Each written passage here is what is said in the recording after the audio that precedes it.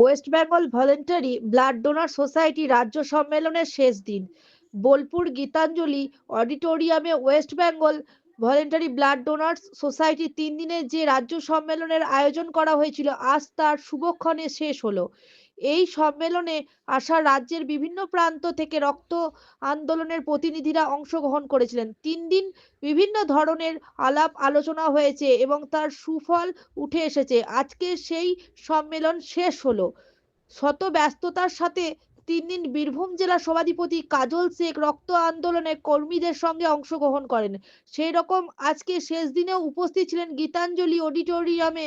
এই রাজ্য সম্মেলনের আয়োজনের প্রত্যাশা তোমার আমার সবার।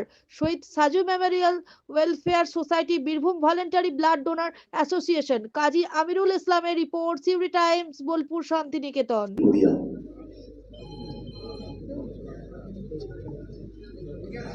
হ্যালো হ্যালো, বলছি এটা কি অমুক ব্লাড ব্যাংক?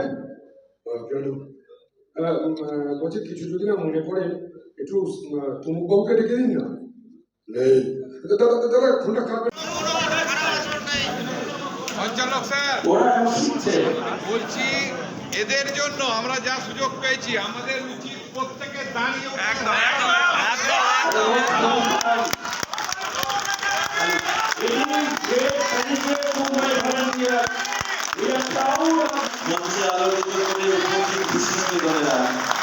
গ্যালারি পরিপূর্ণ করেছে বিভিন্ন জেলার রক্ত বন্ধুরা। উদ্দেশ্য আমাদের একটা, এগিয়ে যাক এই আন্দোলন। সকল রক্তদাতা পূর্ণ হোক রক্তের ভান্ডার, আরো প্রাণবন্ত হোক সকল রক্তদাতাদের গান। সার্থক হোক 2025-এর সম্মেলনে, সার্থক বোলপুরের মাটি বর্ধিত আন্দোলনের, বজায় থাকুক তার সম্মান। সম্পাদে একটু আগেই কবিতাটা লিখলেন, আমি পড়ে শোনালাম। রক্তদান নিয়ে যে এই বিরাট আন্দোলন, এটা কি কখনো ভাবতে পেরেছিলেন যে রক্তদান নিয়ে এইভাবে মানুষ বাঁচতে হবে? দেখুন, প্রথমে রক্তদান নিয়ে আমি অত সচেতন ছিলাম না, কিন্তু বীরভূম জেলার যা রক্তদানের সৈনিক আছে তারা সকলে আমাকে উদ্বুদ্ধ করে এই কাজে। এবং আপনারা জানেন 2021 সালে পাপুইতে 9 দিনের একটা ব্লাড ডোনেশন ক্যাম্প করেছিলাম কন্টিনিউ। সেখানে 2000-এর বেশি ইউনিট ব্লাড কালেক্ট হয়েছিল। বীরভূম, বর্ধমান, মুর্শিদাবাদ বিভিন্ন জেলার যে হসপিটালগুলো আছে তারা এসে রক্ত কালেক্ট করেছিল। কারণ তখন গ্রীষ্মের সময় ছিল, রক্ত সংকট দেখা দিয়েছিল। তারপর একটা মেগা ক্যাম্প করার কথা চিন্তাভাবনা করেছিলাম এবং রাজ্য থেকে প্রায় 21টি হসপিটাল এসেছিল। 5000 ইউনিট ব্লাড কালেকশনের কথা ছিল, যদিও 5000 ইউনিট কালেকশন হয়নি, কিন্তু আমরা চেষ্টা করেছি।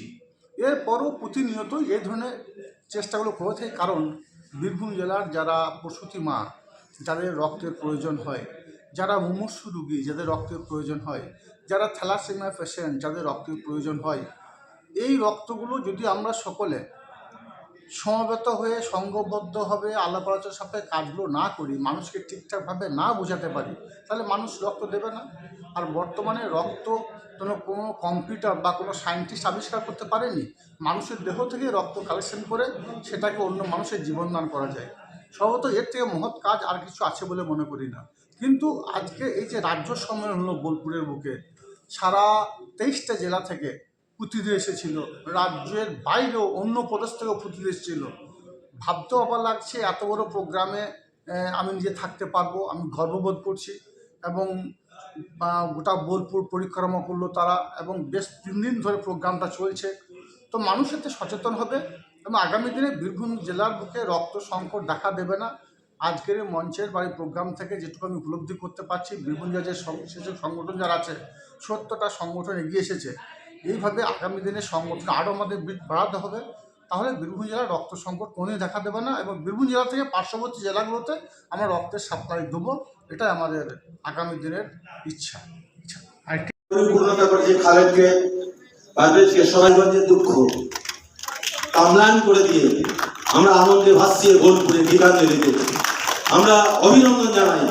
শ্রদ্ধেয় কাজলদা আমাদের মধ্যে রয়েছেন, সমস্ত রকম ভাবে সাহায্য করেছেন। তিনি জেলার সভাধিপতি হিসাবে নন, যারা মানব হিতকর মানব সেবায় কাজ করে।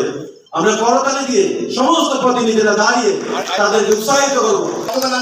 এনার্জেটিক পার্সন আমরা প্রত্যেকটা জেলায় একটা পেয়ে যাই, তাহলে আমরা রাজ্য জয় করে নেবো। থ্যাংক ইউ সবাইকে। বসুন।